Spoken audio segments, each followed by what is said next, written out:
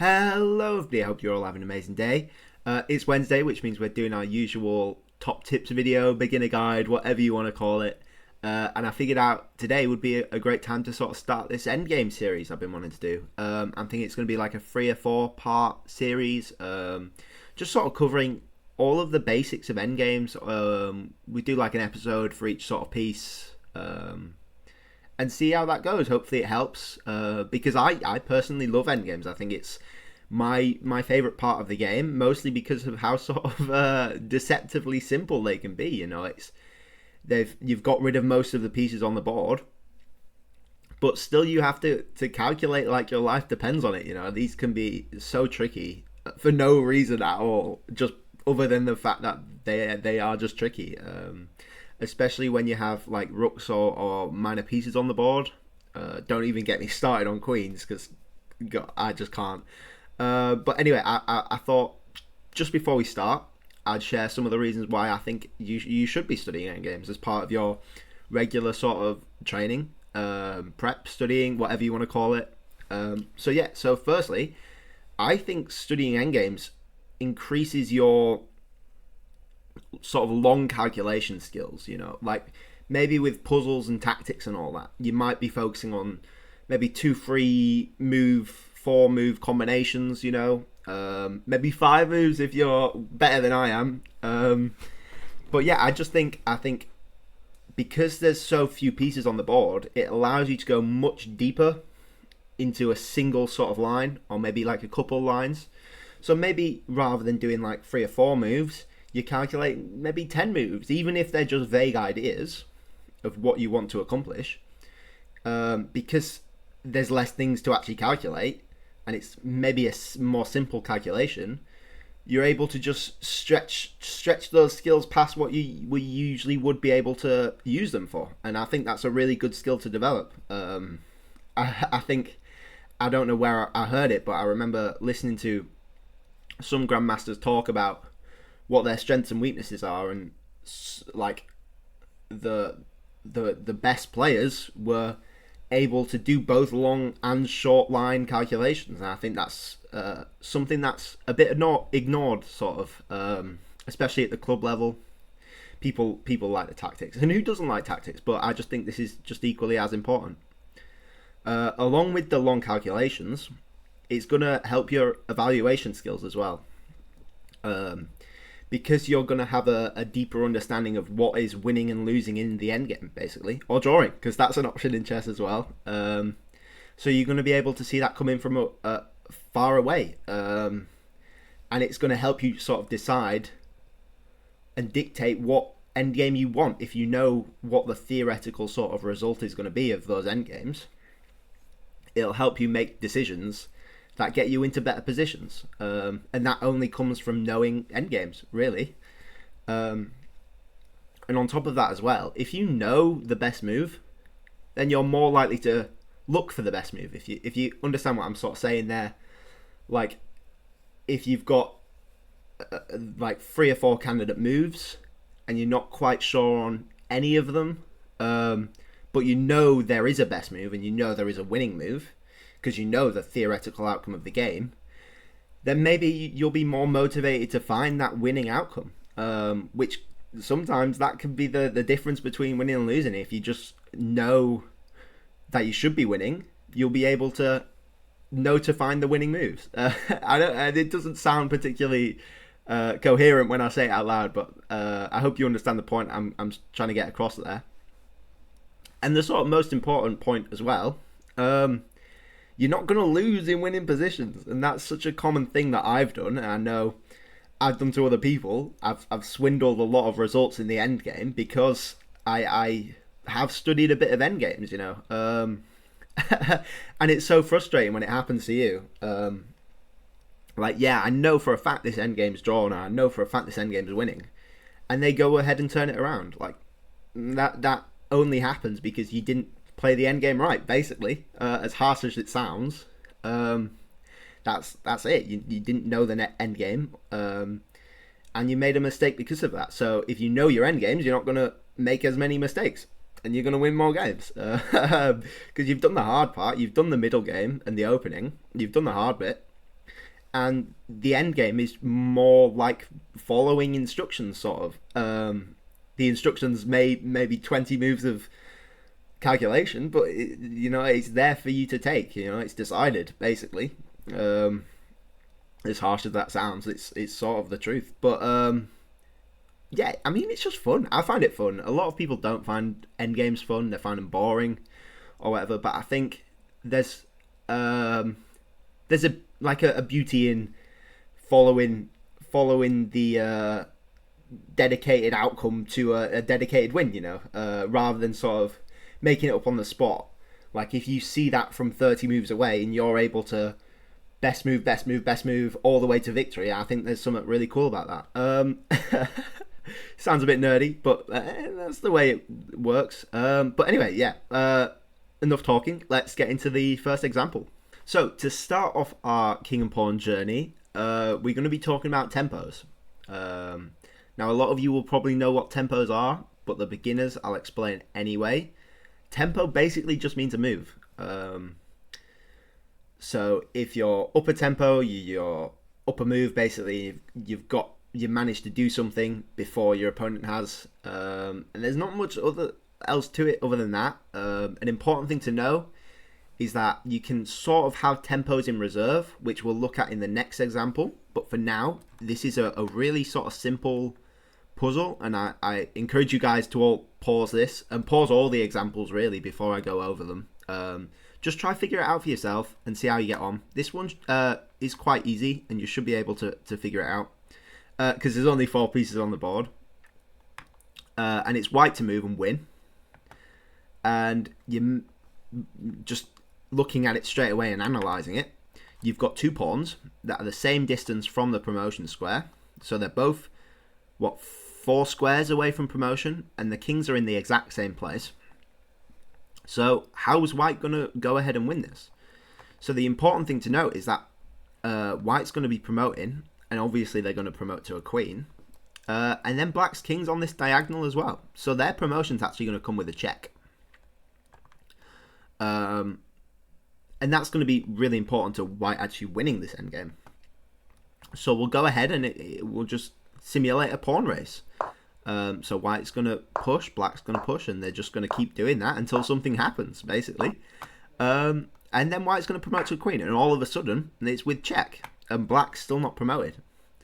And because of actually the position of the king can't cover any of these squares, really. So where are they going to go? I mean, king f2 is probably the closest they're going to get to covering the promotion square.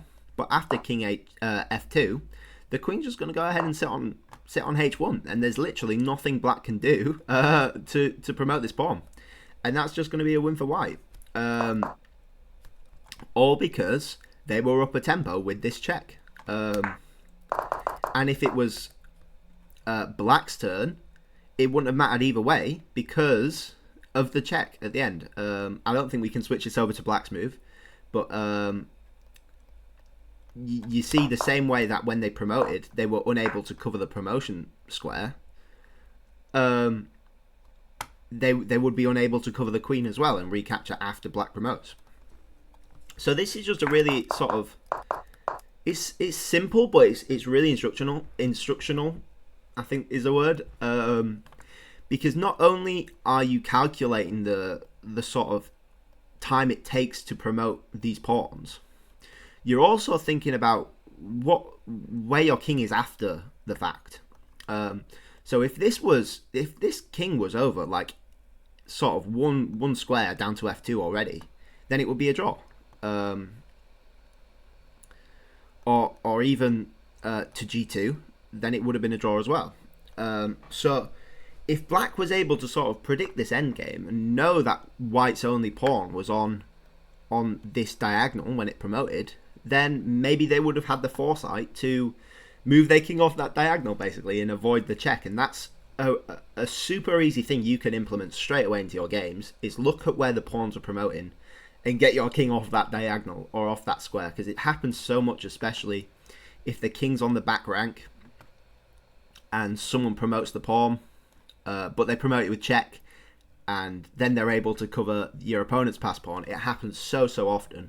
and it's a really important thing you can straight away do to just stop losing these endgames, basically. So onto the second example here. Again, this is about sort of tempos, and it's white to play and win. But let's try not sort of play with this rook in the usual way you would play with it. Let's try do something really creative and really forcing that sort of makes really good use of black's tempos. So we'll look at this position straight away and analyse it. So black has this pawn that's obviously threatening to promote. And then black has an extra pawn here on this side as well. Now they're not able to push this pawn to b6 or b5 because they can take, or just take en passant as well. So black's a bit stuck. And if the king was going to get over to this side and take these pawns, potentially black could do something and make a draw in that way. So how do we be the most efficient with this puzzle? Now, I'll let you guys all pause it because I'd be really proud of you if any of you find this one, because it's a real beautiful sort of tactic. We actually go rook to h1, and you might think, what? Rook to h1? You've clearly just blundered a rook there. But it's actually a brilliant move. So we'll start off, if the king decides to just go away, they're losing this pawn, and the rook's going to go ahead and gobble all of these pawns up as well. So the only move left is to take this rook. Now what's going to happen then? Well, king's actually going to go to f2 and cover all these escape squares for the king. Now you might think, Jacob, isn't that going to be stalemate? But if you remember at the start when we were talking about tempos in reserve, it's not actually going to be a stalemate because black has the option to push this pawn. So it's actually sort of forced now. So whatever black does, they have to push this pawn legally, otherwise they'll lose the game with an illegal move. But let's say b5, you're trying to trick your opponent. Maybe they don't know the en passant rule. But after en passant, it's still no longer stalemate because this pawn that was blocking this a6 pawn is no longer there. So now black has to push this a pawn.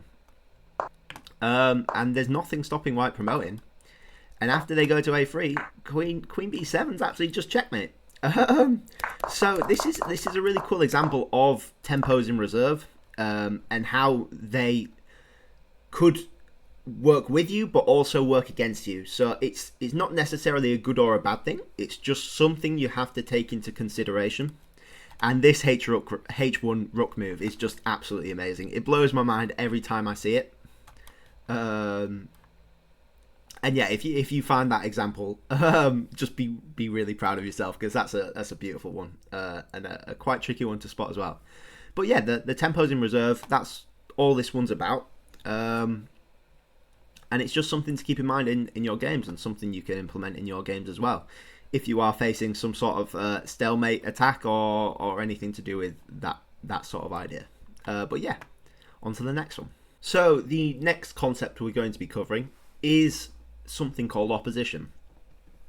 Now you might have heard some higher level players sort of throw this about a bit, and it's a surprisingly complicated but simple concept to understand, and it's basically all about how the kings push each other about.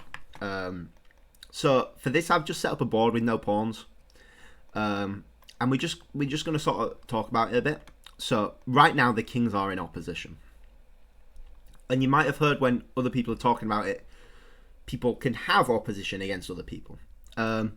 So in this situation, let's say it's white to move, and in that case black would have opposition against white. And you can see that if white moves, black's just going to go ahead and move over. Like, let's say white's trying to get to this side, there's nothing white can actually do to move over to the get past this king. The king can just mirror and stop the white king completely, and that works wherever it goes, even the side of the board. There's literally nothing white can do at all to get past. But let's say it's black's move. Black has to move somewhere. They could go back, but then you're in the exact same position, just you've been pushed back. Or you could go to the side. But if we go to the side, what's white going to do? They could mirror, but they've not really got anywhere to go after that. They've not made any progress, so they move to the side, and white's going to come to the other side. And you can see now white's made progress. So if black goes back to try cover this white king, then not only could you go this way around, but you can actually meet them back in the center. And we're in this same position as if black just moved straight back. And it's black's move again. So where are you going to go? Go to the side? White's going to go to the other side. And there is literally nothing black can do to stop this white king coming in. And it's so powerful just based on one move difference. And it's super, super important thing, especially in king and pawns, where you don't have any other pieces to move. Tempos and opposition are super important to keep track of, because it can be the difference between winning or losing. So you can have different types of opposition as well. Say we have this is diagonal opposition. Now all these different types, they're all just sort of examples of the same thing. And whoever's move it is here is just going to be giving up the opposition as well. So if you move to the center, black's going to move to center, and you're basically just in the same position. And you can have distant opposition as well. So you see how we're 3 squares apart rather than 1. And sort of as long as it's an odd number, you're in opposition. As long as you've got a square in the middle. But again, this is still opposition, because whoever's turn it is going to meet in the middle, and they're going to get the same position as we've seen at the start. So it's just a really sort of important example of why you need to calculate everything right to the end, because one move difference is going to be the difference between winning or losing. And this ties really sort of closely to how you promote your pawns in a king and pawn endgame. Like, a lot of you might have seen this scenario where you're up a pawn and you've managed to trade everything else off, and you're like, actually this is a bit trickier than it seems to promote this pawn, and it's all down to opposition. So we'll see we're in the exact same position as we were before, but now we've got a pawn as well. So whose move it is? Whose move is it? Let's say it's white's move. So we see again, white's not going anywhere. Black can just mirror, and yeah, they can try push this pawn, but what's going to happen after that? You go there. Where's white going? If they go to the side, you're letting black in. And if you go back, then you have potentially distant opposition, but I believe you can sort of come in as well, and that's still fine. So it's important. And now if it's black's turn, then you have this same sort of pattern where you kick the king to the side all the time, and then only at the end do you sort of push this pawn. And it's as easy as that, really. It all depends on whose sort of move it is. So if this is white's move, then it's drawn, and if it's black's move, then it's winning for white. Which is why it's important to sort of plan ahead. If you think you're going to be promoting a pawn on its own, try get your king 1 square ahead. And a few of you might be making links. It's a tempo in reserve. It's a spare tempo we can use any time. So now it doesn't matter whose turn it is. Say if it's white's turn, yeah, you could keep repeating this sort of thing, or you could play d3, and now suddenly you've got this position, but it's black's turn, and you have this pattern. So yeah, it's important, if you are able to, get your king in front of your pawns. If you're trying to promote them in an endgame, because you've got these tempos in reserve, you can use at any time. And tempos and opposition are a good reason why. You should try keep your pawns on their starting file, simply because they can move 1 or they can move 2 moves, and it gives you a choice of what opposition you want.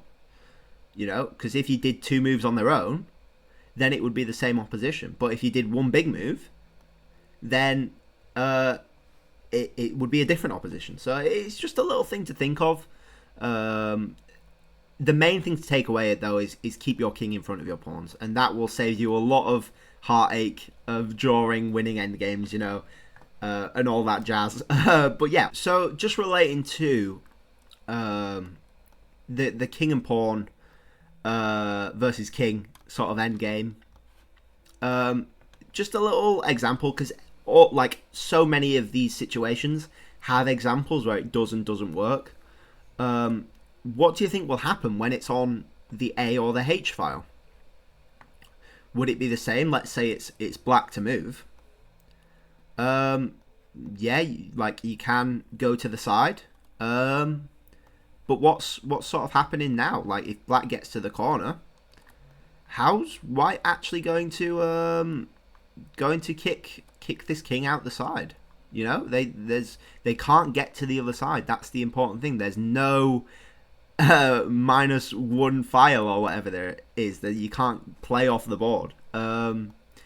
So actually, if the black king can get there in time, it's gonna be a draw, and there's nothing white can do about it at all. And this works as well if the white king's in front of the pawn. No matter where it is. Sorry.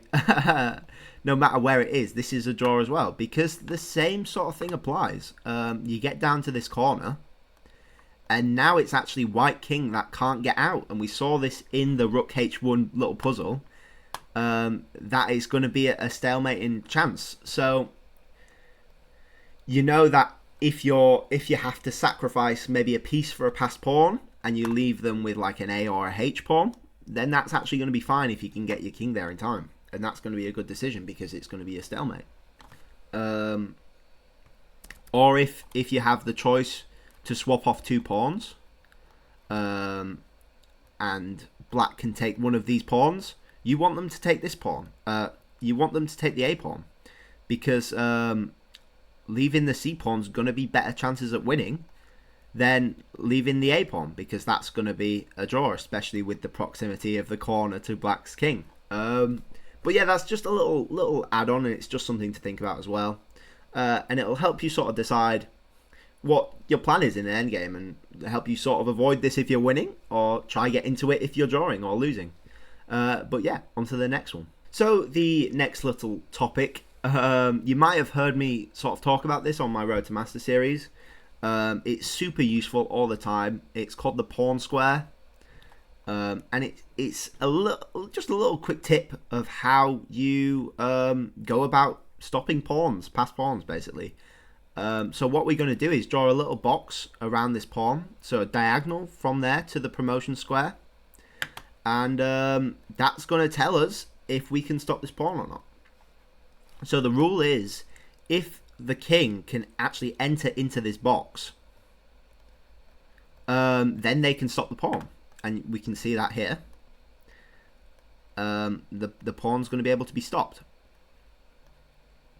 Sorry, wrong pawn. But if it's actually black's turn, and they shrink this box by moving their pawn, the white king can never actually get in to stop this pawn. They're going to be too late. So yeah, if it just sort of helps with your calculations, basically. It's not necessarily a trick or anything.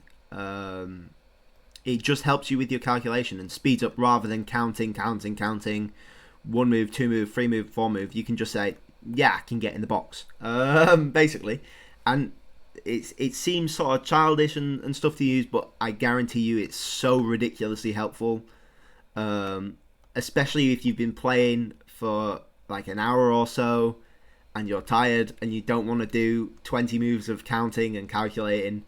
Just being able to say, yeah, I can reach that pawn with confidence, it helps so much. But yeah, that's about it for this one. So this is a really cool sort of concept, and it's called pawn breakthroughs.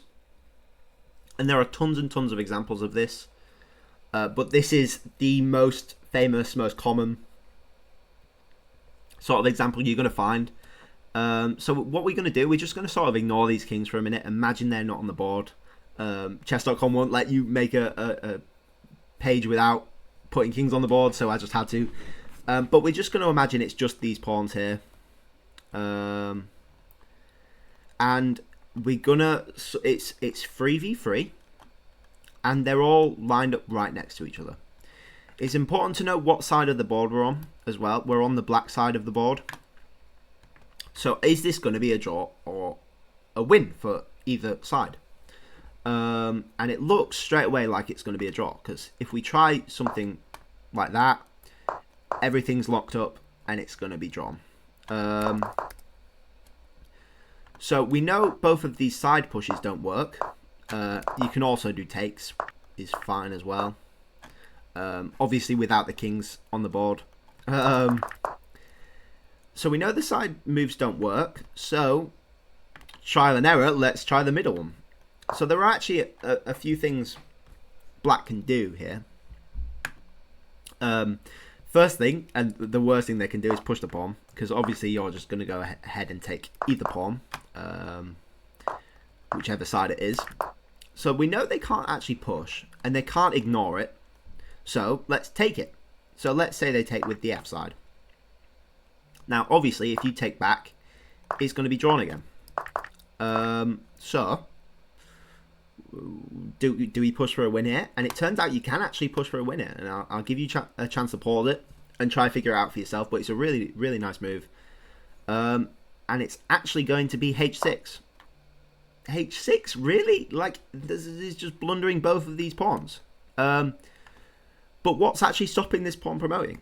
If you look at it, it's only this pawn. This pawn's not stopping it, because you can just push past it. So this pawn's the guardian of this F6 square. And by playing H6 ourselves, we're actually fighting that pawn. So they can try ignore it, but we're just going to promote. So they have to take it now. And wait, now the F6 square is unguarded. We can just promote to victory, and there's nothing stopping us. So is this actually a win for white? And it is actually a win for white if you can get the middle pawn pushed. Now, black wouldn't want to do this, obviously, because it's making a lot of passed pawns. You see now, after this, black has 3 passed pawns. So it only works because of the proximity white is to promoting. If it was on the other side of the board, white would want to draw it. But yeah, so the golden rule is to take with the to push the pawn, to sacrifice the pawn of the side that didn't take, basically, if that makes sense. So they've taken with the F, so we're going to push the H. Now, if they take with the H, we're going to push the F. And that's all you need to remember for this little trick. But it's a super cool one, because you wouldn't think that a 3v3 connected pawns would be anything other than a draw, because it's so even. But you have this really nice pawn breakthrough that's unstoppable. There's nothing black can do to stop this. So it's just plain simple winning, basically. And it's a lovely little tactic, and it's something to be aware of.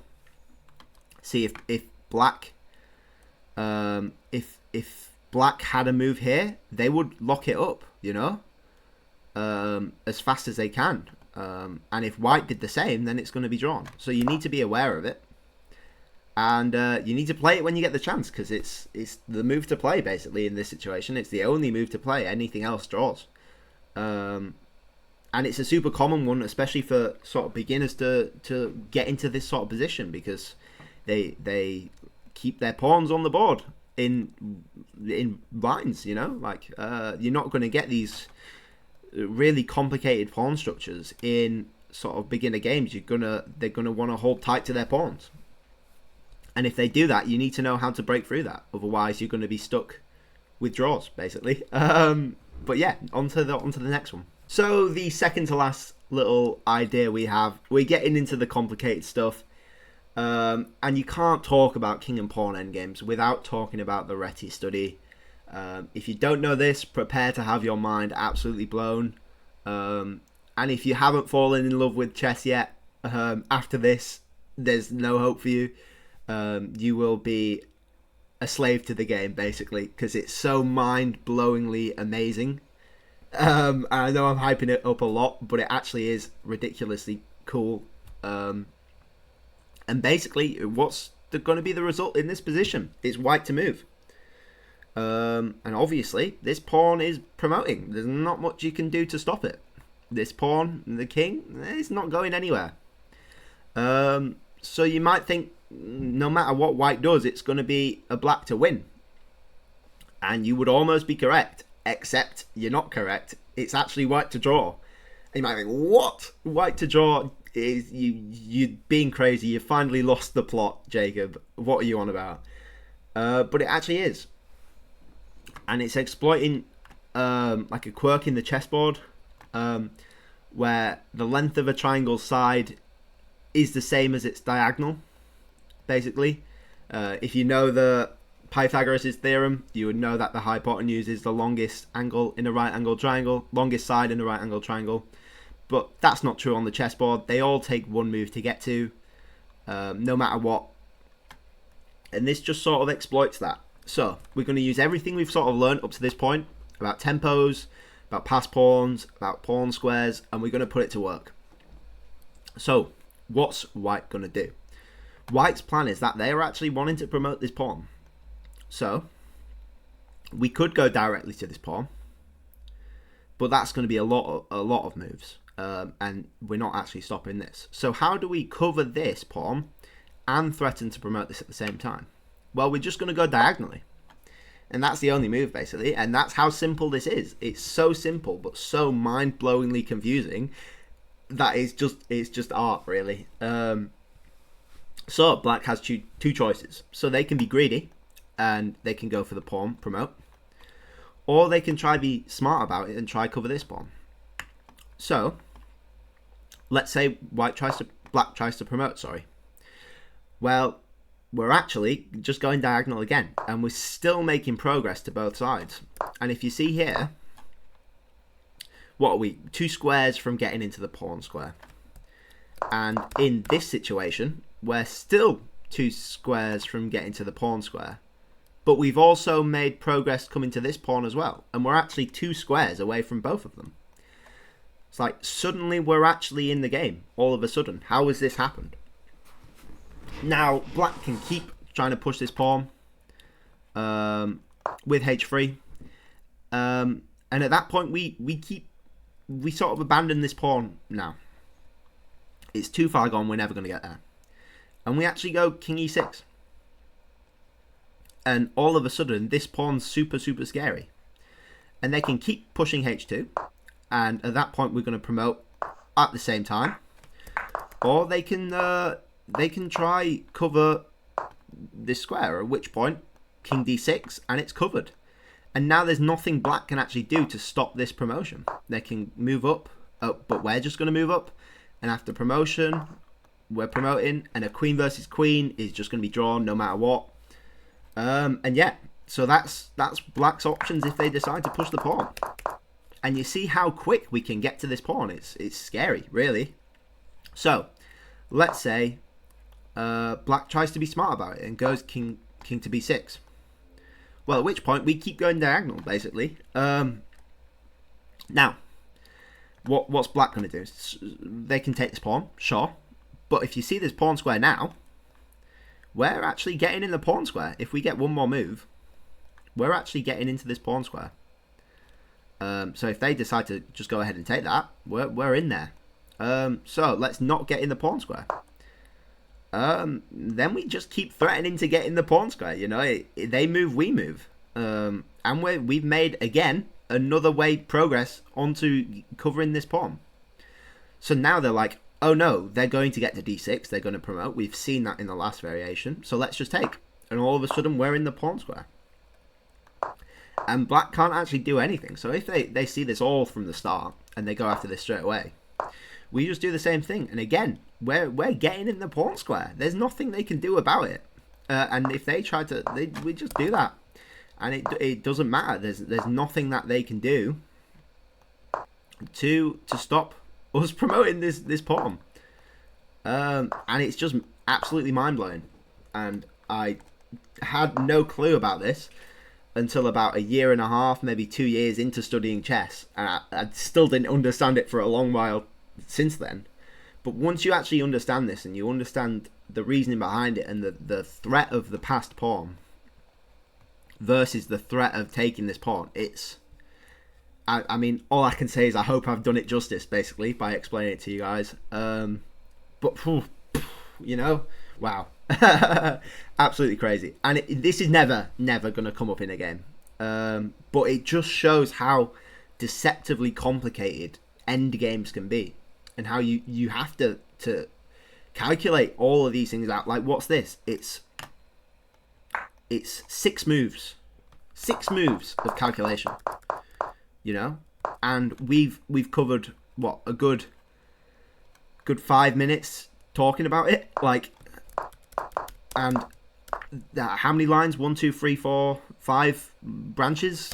And like, whew, out of 6 moves, out of 6 whole moves, and there's only 4 pieces on the board as well. Like, wow, wow. But yeah, don't feel bad if you don't get this. It will take a while to understand. Rewatch the video. There's tons of other videos as well. If you don't get it, play it out yourself against a computer or whatever. But yeah, I thought I'd throw it in because it's just so amazingly beautiful. It's art, really.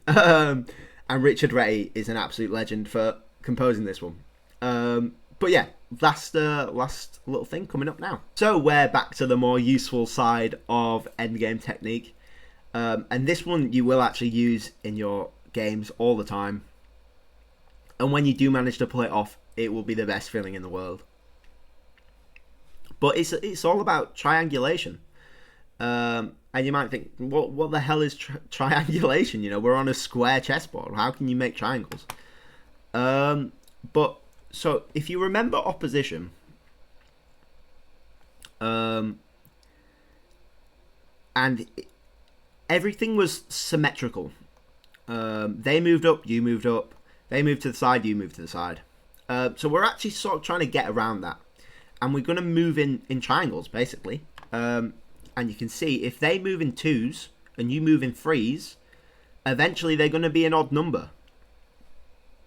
And we'll see this. So, white has 2 pawns. Black's very active, and so is white. But they're going to struggle playing c6. So, let's have a look at c6 straight away. And obviously, if they take, this one's going to promote. So black's not actually going to take. They're going to go back to c8. And this is actually drawn now. It was winning, but it's drawn. If they take,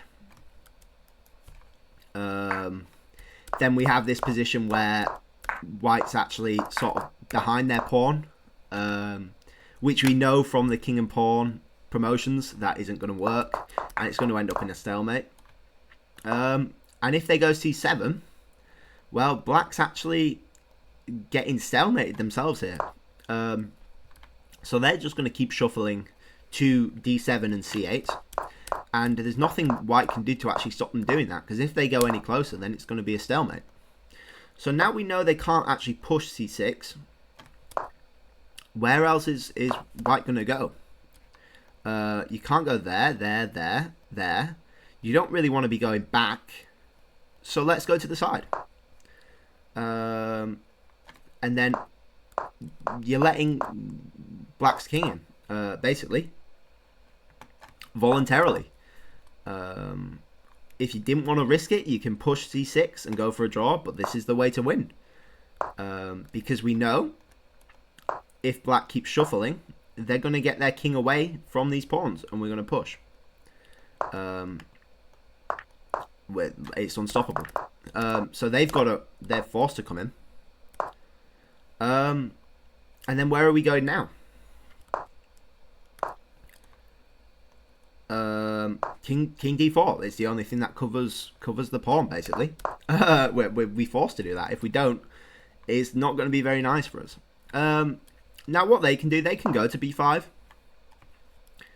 At which point we've actually sealed them out of the game completely. And what are they going to be doing?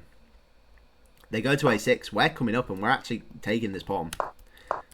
Pretty easy. It's like candy from a baby, I think is the saying. So they're not actually going to go to b5, and they're going to go back to d7. But now after we go up, wait, isn't this the same position we've just seen? But if you notice the steps white has taken, they've gone in a triangle, and white hasn't, and black hasn't. They've gone side to side, basically. I know it's not side to side, it's on a diagonal, but the point is black's moving in twos, white's moving in threes. So we're in this exact same position, except now it's black's turn. So what's black gonna do, basically? What, they can't go there anymore because we're now there. If we've seen, if they go to this side, we can push and promote. So what are they going to do? Well, if they go back to d8, are we going to go to d6? Yeah, there's nothing wrong with it. Yeah, we just sort of kick them out. We're not going to push this pawn again because we know what happens. So we're just going to go there and we're just going to weasel them out. Like, where are they going? So let's say they be sort of smart and go to c8. And the whole idea of that is that if we go to d6, they're going back to d8. And now, like we've seen in the other line, but black has the opposition against us. So what are we going to do now? We're going to actually try triangulate again. And again, they can't follow us because we promote and push the pawn. So they've got to go there, and now we go up, and we've kicked them out. We've travelled in a triangle. They've travelled straight across, and there's nothing black can do, you know. So and this is a nice trick as well. Obviously, if we go there or there, that's going to be stalemate. So we actually sacrifice the pawn and use again the tempos in reserve to avoid stalemate, and then just promote and checkmate. So it's a bit of a tricky one to sort of picture, but you sort of know it when you get to around to playing it, basically. Know when shuffling side to side wouldn't work, and it would just be even. And if you have the chance to go back and triangulate and switch the oppositions, you definitely should. This worked as well, only because the king couldn't come in and infiltrate, because that just tactically didn't work. So they actually had to go back, and now we've just switched the opposition. So this is it's completely winning at this point. I mean, it's completely winning from the start, because obviously we're good chess players and we know what triangulation is now, and we know how to apply that into our games. And these pawns as well are stopping them triangulating themselves, basically. So they have limited squares, and that's a good thing to look out for. If you're trying to spot triangulation, look for when your opponent has limited squares but you don't. So our pawns are doing an amazing job just cutting off the activity for the king and forcing them into this side-to-side action while we have the space to move in a triangle and claim the opposition. So it's just sort of the culmination of everything, really, at these last two sort of puzzles. But yeah, that's it, really. That's all I sort of have, rather than going into sort of practical endgames.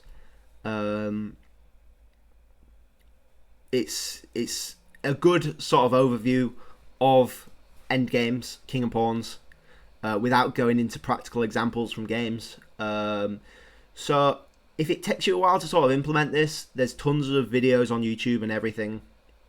And